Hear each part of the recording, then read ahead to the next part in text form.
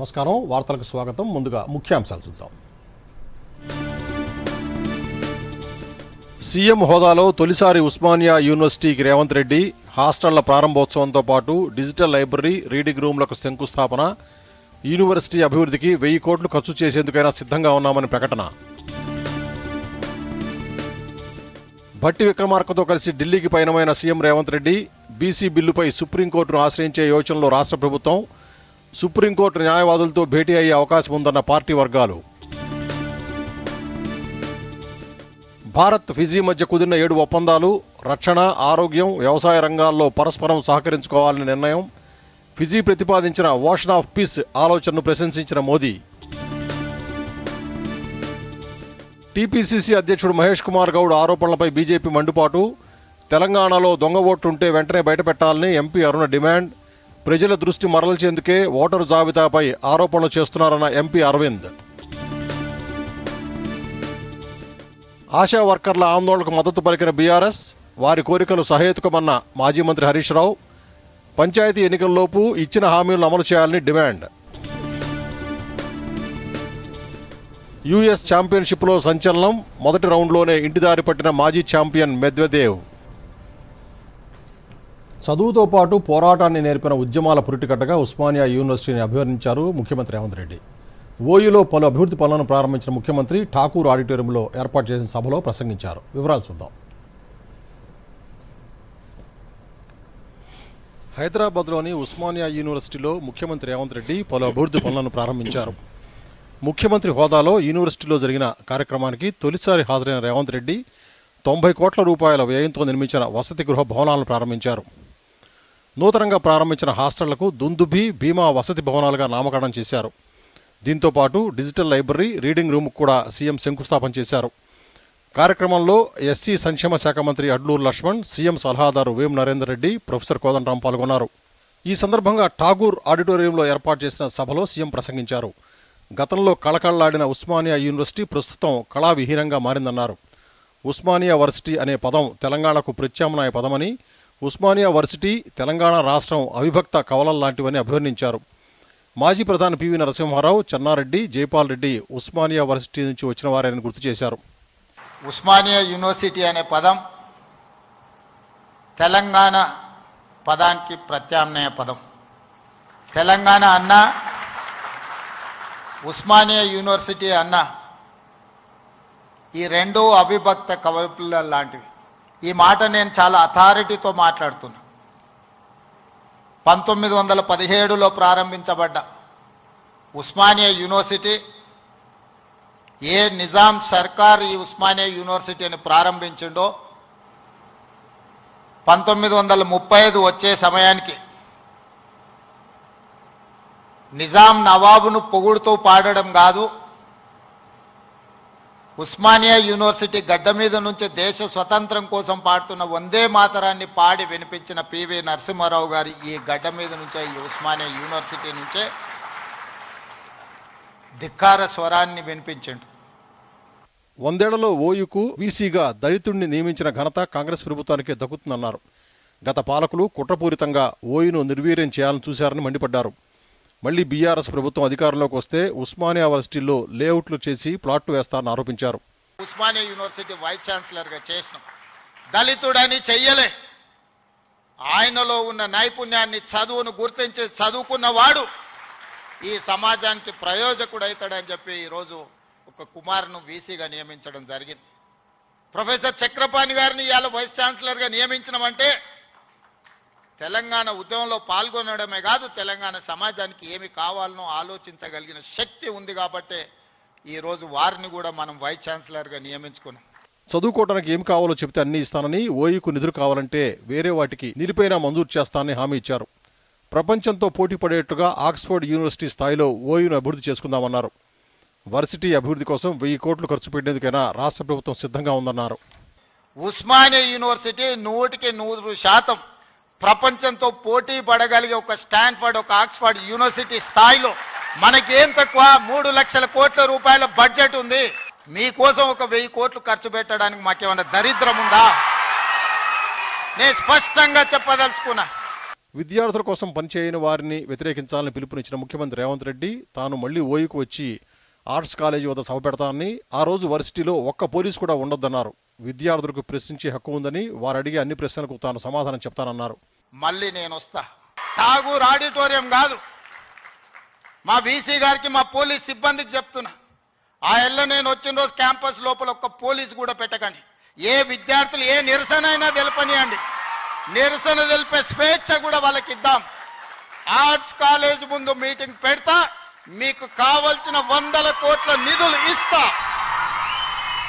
కాగా ముఖ్యమంత్రి పర్యటన నేపథ్యంలో ముందు జాగ్రత్తగా పోలీసులు బీఆర్ఎస్వీ నాయకులను అదుపులోకి తీసుకున్నారు.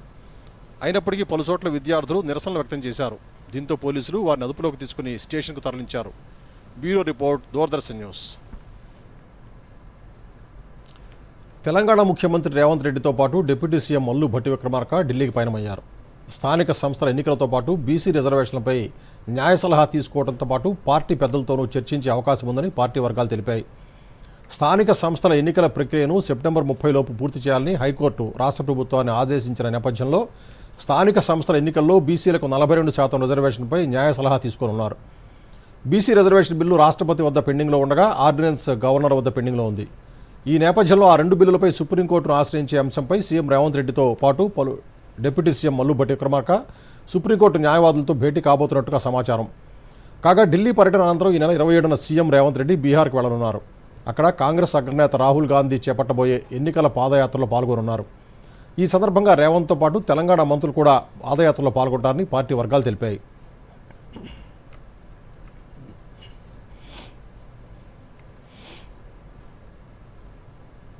తెలంగాణలోనూ దొంగ ఓట్లు ఉన్నాయని, ఆ ఓట్లతోనే 8 మంది బీజేపీ ఎంపీలు గెలుపొందారని మహబూబ్నగర్లో టీపీసీసీ చీఫ్ మహేష్ కుమార్ గౌడ్ చేసిన వ్యాఖ్యలను మహబూబ్నగర్ ఎంపీ డీకే అరుణ ఖండించారు.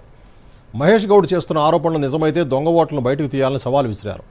ఇవాళ ఆమె మీడియాతో మాట్లాడుతూ దొంగ ఓట్లపై కాంగ్రెస్ పార్టీ మాట్లాడటం హాస్యాస్పదంగా ఉందన్నారు. దొంగ ఓట్లతో గెలిచే అలవాటు హస్తం పార్టీకే ఉందన్నారు. ఓడిపోయినప్పుడు మాత్రమే కాంగ్రెస్కు ఫేక్ ఓట్లు గుర్తొస్తాయన్నారు.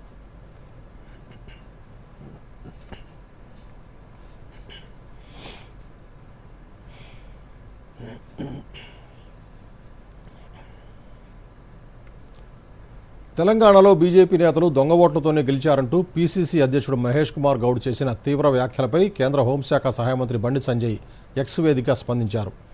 ఎన్నికల సమయంలోనే బీజేపీ నేతలకు రాముడు గుర్తొస్తాడంటూ మహేష్ కుమార్ చేసిన వ్యాఖ్యలకు కౌంటర్ ఇచ్చారు. దేవుని ఉనికినే తిరస్కరించే కాంగ్రెస్ పార్టీ నుంచి, ఆ పార్టీ నాయకుల నుంచి ఇంతకు మించి ఇంకా ఏం ఆశించగలమంటూ విమర్శించారు. 2007లో రామసేతు కేసులో అఫిడవిట్ దాఖలు చేస్తూ రాముడిని కోర్టులోకి లాగింది కాంగ్రెస్ పార్టీయేనని గుర్తు చేసిన బండి సంజయ్ అయోధ్యలో శ్రీరాముని ప్రాణప్రతిష్ఠకు హాజరు కావడానికి కూడా నిరాకరించిందన్నారు.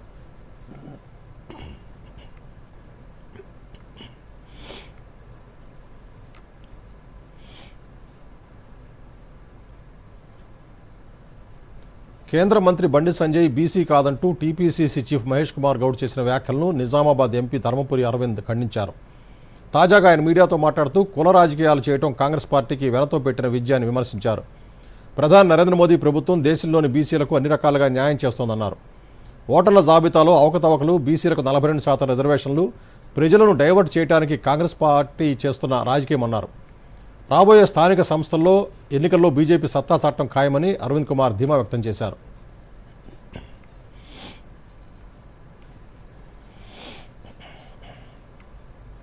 చేయడానికి లోకల్ బాడీ ఎలక్షన్లు వస్తున్నాయని ఓటు చోరీ, బీసీ రిజర్వేషన్, ఇవన్నీ డైవర్షన్ పాలిటిక్స్ తప్ప ఇది స్ట్రైట్ ఫార్వర్డ్ పాలిటిక్స్ కాదు.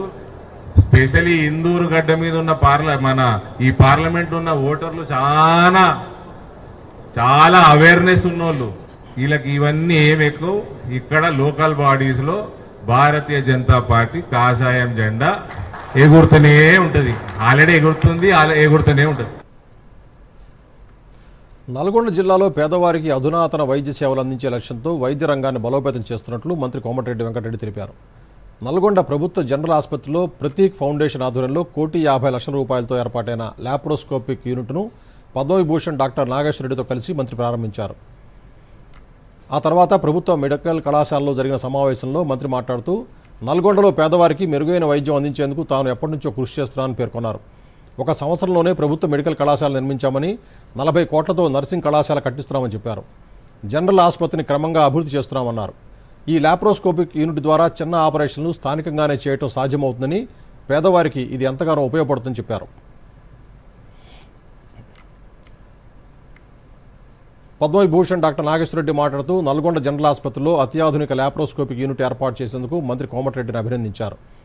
ఈ యూనిట్ ద్వారా పేదవారు వివిధ శస్త్రచికిత్సల కోసం హైదరాబాద్ వెళ్లాల్సిన అవసరం లేకుండా ఇక్కడే చికిత్స పొందవచ్చని చెప్పారు.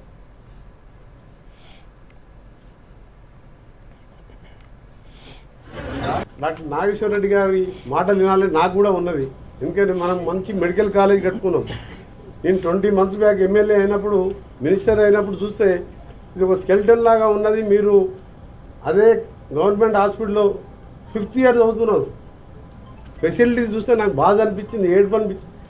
అంటే ఫైనల్ ఇయర్లో హౌస్ సర్జరీ స్టార్ట్ అయ్యే ముందు ఏందని చెప్పి డే అండ్ నైట్ ఈ బిల్డింగ్ కంప్లీట్ చేసి మన గవర్నమెంట్ హాస్పిటల్లో కూడా ఈరోజు లాప్రోస్కోపీ యూనిట్ ఎక్కడ కూడా ప్రైవేట్ గవర్నమెంట్ హాస్పిటల్లో లేవు. దాన్ని కూడా తెప్పించి చిన్న చిన్న సర్జరీస్ ఉంటే ఇక్కడే చేయాలి. పేదవాడు హైదరాబాద్కి వెళ్ళి అక్కడ చేయించుకోవాలంటే ఇబ్బంది పడుతుంది అని చెప్పి దాన్ని కూడా ఏర్పాటు చేసి మన గౌరవ రెస్పెక్టెడ్ డాక్టర్ నాగేశ్వరరెడ్డి గారి మీద ఈరోజు దాన్ని ప్రారంభించుకొని ఇక్కడనే చిన్న సర్జరీస్ చేసే విధంగా ఏర్పాటు చేయడం జరిగింది. And when I came here, myself and GB Rao were so thrilled that not only has he donated this equipment of laparoscopy to the hospital, general hospital, but this is a 4K laparoscopy, one of the highest standard equipment, which even in the world's top class hospitals we won't see. Even in AIG only recently we got this. This is a very high-end equipment, and I think he had the foresight to tell them, don't get any equipment, get the best equipment. And they got the best equipment, and I'm sure this will benefit. This is a 4K laparoscopy which can avoid major surgeries, and many patients in Nalgonda area will benefit from this, because this is going to cater to poor patients who cannot afford to come to cities and unnecessarily waste their money.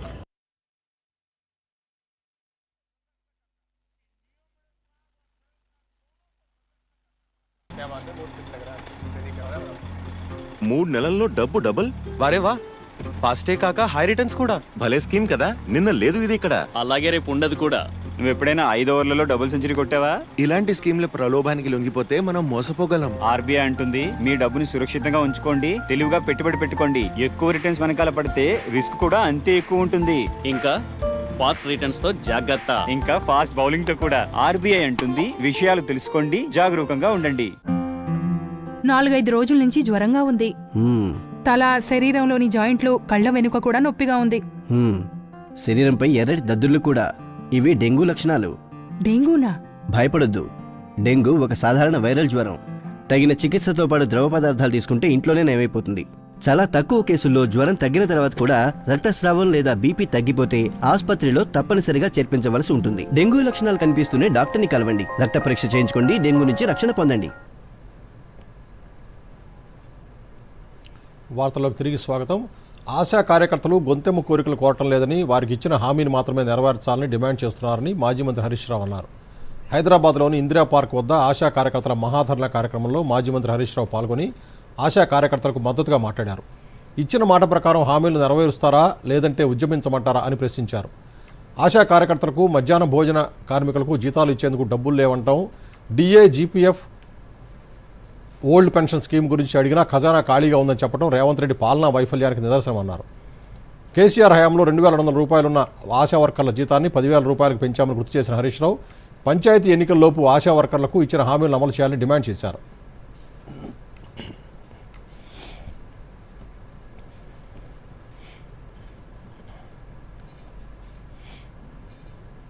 ఆనాడు 2,200 ఉంటే సరే 9,700, 9,900 మనం చేసుకున్నాం, కొంత పెంచుకున్నాం. ఆనాడు కేసీఆర్ గారు government ఉద్యోగులకు పెంచితే దాంతో పాటు మీకు కూడా ఆ రోజు పెంచిండు.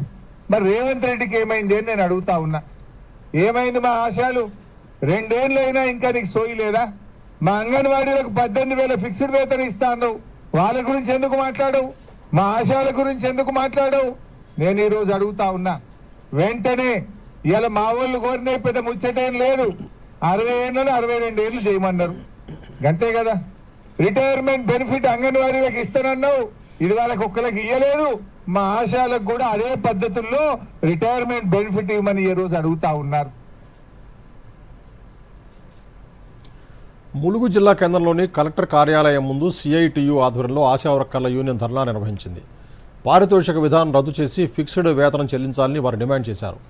ఆశా వర్కర్ల యూనియన్ నాయకురాలు లీలాదేవి మాట్లాడుతూ పారితోషికం నెలకు 18,000 రూపాయలు ఫిక్స్డ్ జీతం, పీఎఫ్, ఈఎస్ఐ అమలు చేయాలని, ఉద్యోగ భద్రత కల్పించాలని కోరారు. కేంద్ర ప్రభుత్వం పెంచిన పారితోషికాన్ని రాష్ట్రం యథాతథంగా అమలు చేయాలన్నారు. ఏటా 20 రోజుల వేతనంతో కూడిన సాధారణ సెలవులు, 6 నెలలు వేతనంతో మెడికల్ సెలవులు, రిటైర్మెంట్ బెనిఫిట్స్గా 5 లక్షల రూపాయలు చెల్లించాలని డిమాండ్ చేశారు.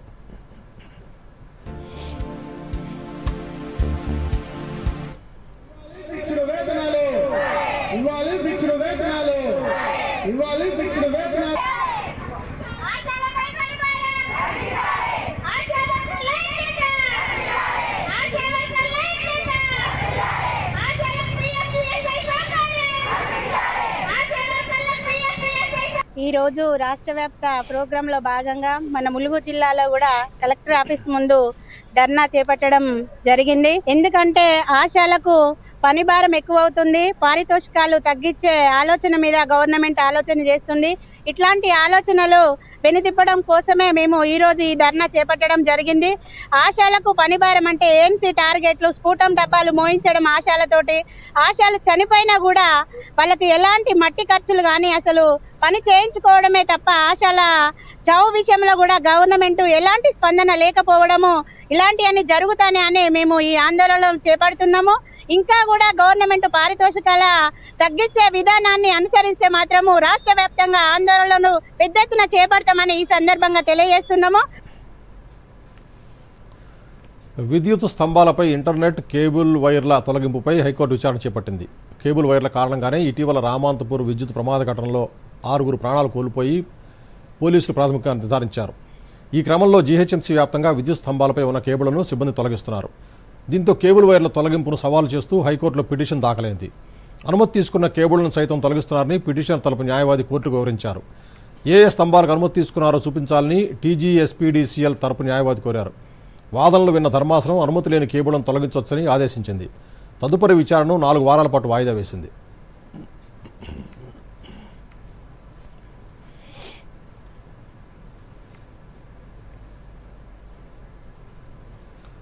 ఫోన్ ట్యాపింగ్ కేసులో నిందితుడు మాజీ ఐపీఎస్ అధికారి ప్రభాకర్ రావు దర్యాప్తునకు సహకరించడం లేదని తెలంగాణ ప్రభుత్వం సుప్రీంకోర్టుకు తెలిపింది. ప్రభాకర్ రావు బెయిల్ పిటిషన్పై సుప్రీంకోర్టులో ఇవాళ మరోసారి విచారణ జరిగింది. కేసు దర్యాప్తునకు సంబంధించి స్టేటస్ రిపోర్టు దాఖలు చేసినట్లు రాష్ట్ర ప్రభుత్వం తరపు సీనియర్ న్యాయవాది సిద్ధార్థ లూథ్రా, సొలిసిటర్ జనరల్ తుషార్ మెహతా కోర్టుకు వివరించారు. ఎలక్ట్రానిక్ పరికరాలు, సాక్ష్యాధారాలు ట్యాంపరింగ్ చేశారని లూథ్రా కోర్టుకు వివరించారు. డేటా రికవర్ చేయడానికి కూడా సహకరించలేదన్నారు. ప్రభాకర్ రావు ఇచ్చిన ఎలక్ట్రానిక్ పరికరాలని ఫార్మాట్ చేసి ఇచ్చారని సొలిసిటర్ జనరల్ తుషార్ మెహతా ధర్మాసనానికి వివరించారు. ప్రభుత్వం ఇచ్చిన ల్యాప్టాప్ కూడా అదే స్థితిలో ఉందని, దానిలో ఎలాంటి సమాచారం లేదని తెలిపారు. కాగా విచారణకు ఎన్నిసార్లు పిలిచినా దర్యాప్తుకు హాజరవుతున్నట్లు ప్రభాకర్ రావు తరపు న్యాయవాది శేషాద్రి కోర్టు తెలిపారు. వాదనలు విన్న ధర్మాసనం తదుపరి విచారణను 4 వారాలకు వాయిదా వేసింది. దర్యాప్తుకు సహకరించాలని ప్రభాకర్ రావును ఆదేశించింది.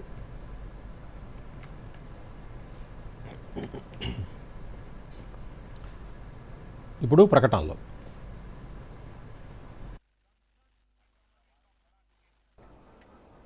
నాన్న ఫీజు ఎక్కువ. అమలు గుర్తుందా? బోనస్ డబ్బు కొంత మనం వేరే ఖాతాలో ఉంచాం. 2 ఏళ్ల నుంచి ఖాతాలో ఏ లావాదేవీ జరగలేదు. అది ఇనాపరేటివ్ అయిపోయి ఉండొచ్చు. అయితే ఇప్పుడు బ్యాంక్ వెళ్ళి లేదా వీడియో కేవైసీతో కేవైసీ అప్డేట్ చేయించండి. ఖాతా అవుతుంది యాక్టివ్, పూర్తిగా ఫ్రీ. పదా ఎక్కడికి? అడ్మిషన్ కోసం. ఖాతా యాక్టివ్ అయ్యింది. ఆర్బీఐ అంటుంది తెలివిగా ఆలోచించండి, అప్రమత్తంగా ఉండండి. హలో, ఈ కాల్ ట్రై నుంచి చట్ట వ్యతిరేక కార్యకలాపాల కారణంగా మీ నంబర్ 2 గంటల్లో బ్లాక్ చేయబడుతుంది. మరింత సమాచారం కోసం 1 నొక్కండి. ఇది ఫ్రాడ్ కాల్ అయి ఉండొచ్చు. ట్రై ఎప్పుడు మీకు ఈ విధంగా కాల్ చేయదు. ఫ్రాడ్ కి బలి కాకండి, సురక్షితంగా ఉండండి. ఇలాంటి ఫ్రాడ్ కాల్ కి ట్రీట్మెంట్ 1930 లేదా సైబర్ క్రైమ్ వెబ్సైట్ లేదా ట్రై DND యాప్ ద్వారా ఇలాంటి కాల్స్ ని రిపోర్ట్ చేయండి. గుర్తుంచుకోండి, ఏదైనా కాల్ ట్రాయ్ ద్వారా మీ నంబర్ను బ్లాక్ చేస్తామని, టవర్ను ఇన్స్టాల్ చేయడానికి అనుమతి కోసమని, డిజిటల్ అరెస్ట్ చేస్తామని లేదా మీ బ్యాంకు ఖాతాను తనిఖీ చేస్తామని బెదిరించేదైతే అది నకిలీది. ట్రాయ్ అలా ఎప్పుడు కాల్ చేయదు. మోసగాళ్లు ఎల్లప్పుడూ మిమ్మల్ని ట్రాప్ చేయడానికి ప్రయత్నిస్తారు. కానీ ఆలోచించండి, అర్థం చేసుకోండి, అప్రమత్తంగా ఉండండి, ఇంకా రిపోర్ట్ చేయండి.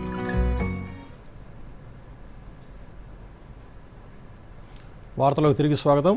సీజనల్ వ్యాధుల పట్ల ప్రజలు అప్రమత్తంగా ఉండాలని మహబూబ్నగర్ జిల్లా ప్రభుత్వ ప్రధాన ఆసుపత్రి ఇన్ఛార్జ్ సూపరింటెండెంట్ డాక్టర్ మాధవి సూచించారు. సీజనల్ వ్యాధులు వ్యాపిస్తున్న నేపథ్యంలో దూరదర్శన్ యాదగిరితో డాక్టర్ మాధవి మాట్లాడుతూ వర్షాల కారణంగా చలి జ్వరం, డెంగ్యూ, మలేరియా వంటి వ్యాధులు ప్రబలే అవకాశం ఉందని తెలిపారు. పరిసరాలను పరిశుభ్రంగా ఉంచుకోవాలని, నీరు నిల్వ ఉండకుండా జాగ్రత్తలు తీసుకోవాలని కోరారు.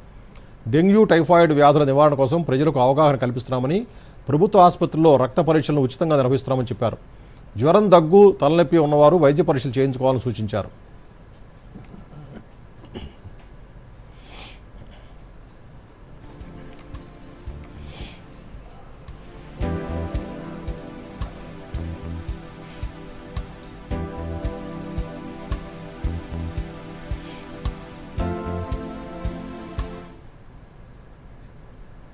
వర్షాకాలం వల్ల డయేరియా, వామిటింగ్స్, గ్యాస్ట్రోఎంట్రైటిస్ కాకుండా ఈ టైంలో ఎక్కువ డిఫరెంట్ మస్కిటోస్ బ్రీడ్ చేస్తాయి కాబట్టి మస్కిటోస్ వల్ల వచ్చే జబ్బులకి ఎక్కువ వచ్చే ఛాన్స్ ఉంటుంది. అందులో డెంగ్యూ, మలేరియా, చికెన్ గున్యా వస్తుంది.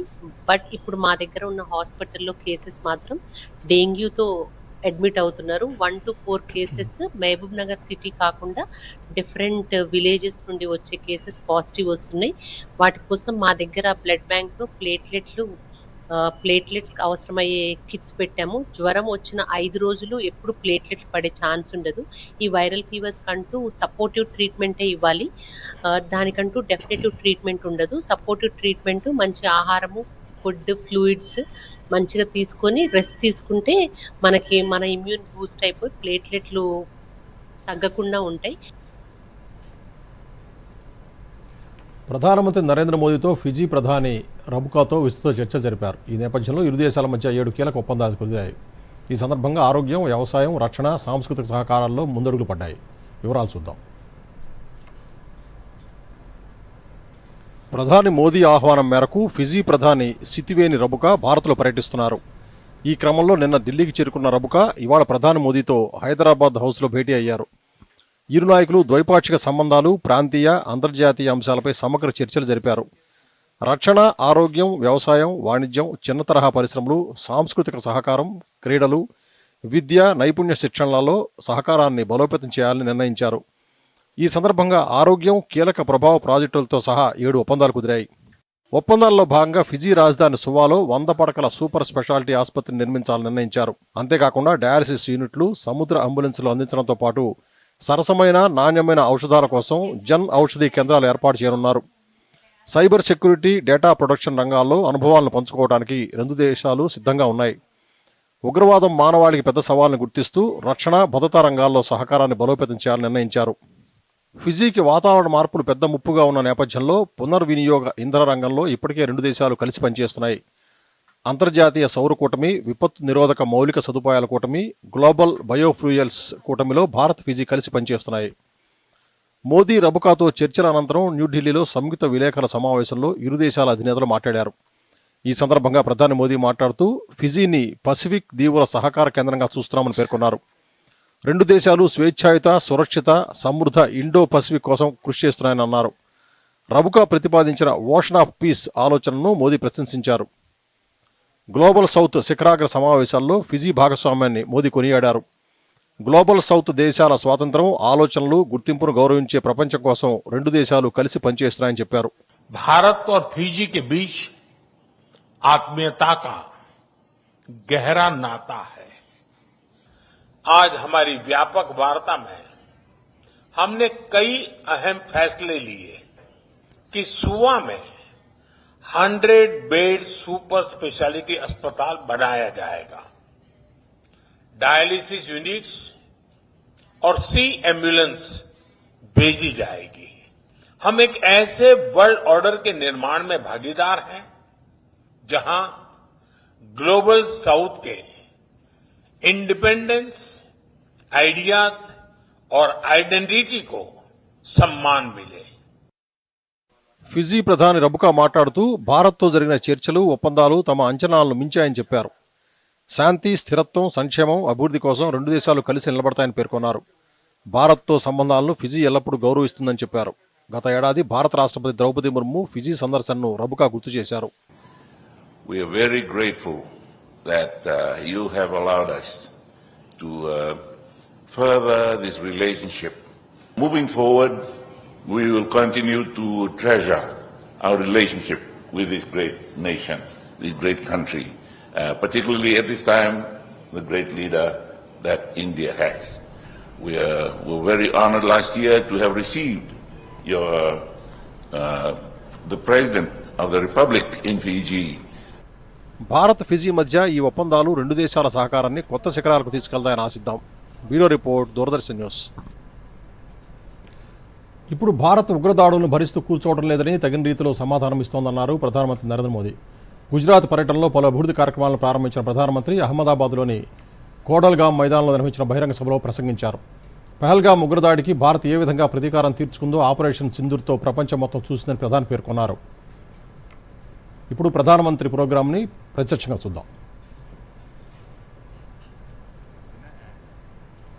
આપણે મારામાં જે જોમ ભર્યું છે, જે ઉર્જા ભરી છે, 2047 દેશ જ્યારે આઝાદીના 100 વર્ષ મનાવતો હશે, આ દેશ વિકસિત ભારત બનીને રહ્યો હશે.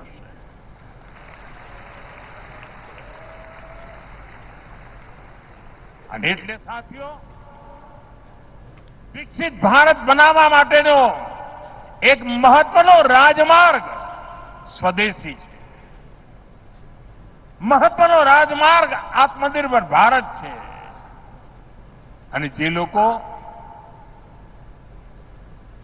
વસ્તુઓ બનાવે છે, મેન્યુફેક્ચરિંગ કરે છે, પ્રોડક્શન કરે છે, એમને મારી વિનંતી છે કે અમે ઉત્તરોત્તર దేశంలోని వాయువ్య ప్రాంతాల్లో రాబోయే 2 రోజుల పాటు భారీ నుంచి అతి భారీ వర్షాలు కురిసే అవకాశం ఉందని భారత వాతావరణ శాఖ పేర్కొంది. ఈ మేరకు ఆయా ప్రాంతాలకు ఆరెంజ్ అలర్ట్ జారీ చేసింది. గుజరాత్, ఒడిశా, రాజస్థాన్, ఉత్తరాఖండ్లో రేపటి వరకు కొన్ని చోట్ల భారీ నుంచి అతి భారీ వర్షాలు కురిసే అవకాశం ఉందని ఐఎండీ తెలిపింది. అరుణాచల్ ప్రదేశ్, అస్సాం, మేఘాలయ, బీహార్, ఛత్తీస్గఢ్, కోస్తాంధ్ర, హర్యానా, పంజాబ్, ఢిల్లీ, పశ్చిమ బెంగాల్, సిక్కిం తదితర రాష్ట్రాల్లో కూడా ఈరోజు భారీ వర్షాలు కురిసే అవకాశం ఉందని వెల్లడించింది. రాబోయే 2 రోజుల్లో ఈ ప్రాంతాల్లో ఉరుమురు మెరుపులతో కూడిన గాలులతో కూడిన వర్షాలు కురుస్తాయని వాతావరణ శాఖ అంచనా వేసింది. ఇదిలా ఉండగా ఢిల్లీలో ఈ ఉదయం ఉరుములతో కూడిన జల్లులు కురిశాయి.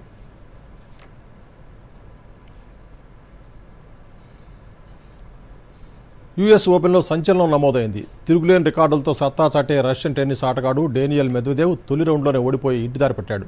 ఫ్రాన్స్ ఆటగాడు బెంజమిన్ బోంజీతో జరిగిన 5 సెట్ల మ్యాచ్లో 6-3, 7-5, 6-7, 0-6, 6-4 స్కోరుతో ఓటమి పాలయ్యాడు. 3 గంటల 45 నిమిషాల పాటు జరిగిన ఈ పోరులో మెద్వెదేవ్ తొలి 2 సెట్లను కోల్పోయాడు. నిర్ణయాత్మక 5వ సెట్లో ఆధిక్యంలో ఉన్నప్పటికీ మ్యాచ్ను చేజార్చుకున్నాడు. 3వ సెట్లో మ్యాచ్ పాయింట్ను సేవ్ చేసి టై బ్రేకర్లో గెలిచినా చివరి సెట్లో విజయం సాధించలేకపోయాడు. ఈ ఏడాది 3 గ్రాండ్ స్లాముల్లోనూ తొలి రౌండ్లో ఓడిపోవడం మెద్వెదేవ్కి ఇది 3వసారి. 2021 యుఎస్ ఓపెన్ ఛాంపియన్ అయిన ఈ రష్యన్ ఆటగాడు ఆ తర్వాత ఆ జోరును కొనసాగించలేకపోయాడు.